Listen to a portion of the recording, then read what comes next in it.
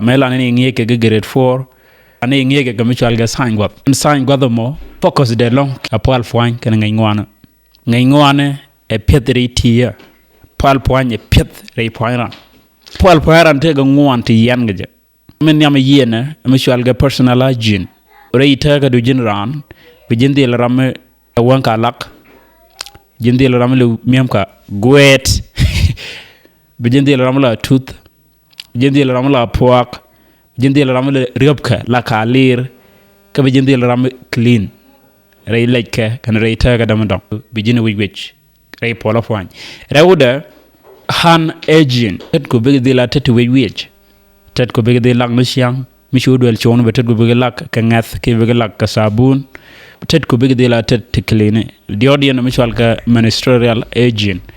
na me ku nyet kan man shek bi di la kayo medit gwath ntege lo nyriam ko kujemo be di la tibe use tiju kuma gala tibe kok be roy yop ngwandi na mi chwal ga food hygiene ala pal kwanga kwan so point kwan bote ne ga pal point en kwan pal point de ngu kwan ne baaje yop kwan baaje talagwa kwan baaje ta wama gwa kwan ba wido kum kwan ba goro no shabata gwama be jeken gwama be luang be chodare ko mo luang wo chodare bu kwan be jek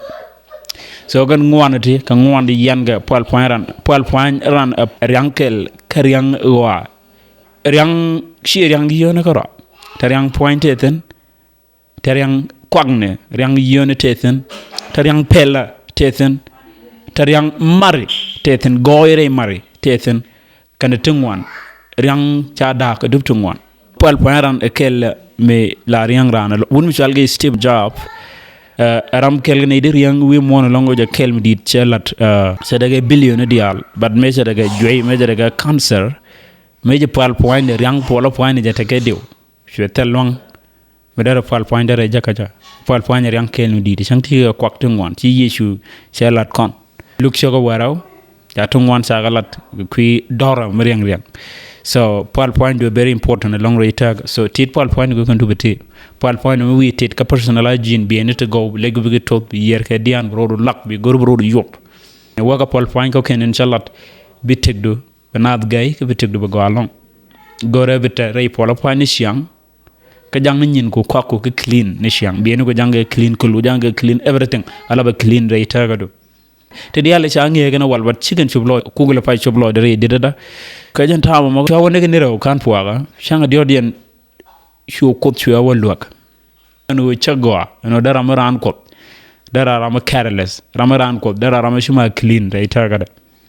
a very clear Old Testament time pal ko terar general shu cha ko tabala pal gata me pal jama bajak pal yegana tok ata dana pal jarar ta jin ta cleaning meditate na long anyok me gor jabaro nyo jiral yo kon jong ne ke biya bi no kon biya ka lak long ke siaba toge man kono kon ni dan yok so no nyudo kono point no mi cha pol long cha ko tienda in counter mi jira ma siap wak jini busy kamen ku point go men chujire itaga bitel tam berum ga jawo baga ja ko point me busy tege ma ngonga shi sharo cha ba focus ko ba focus ko ma ngonga so gore ja bana shangre pol point ni siang shudi shu kwarmudit shalom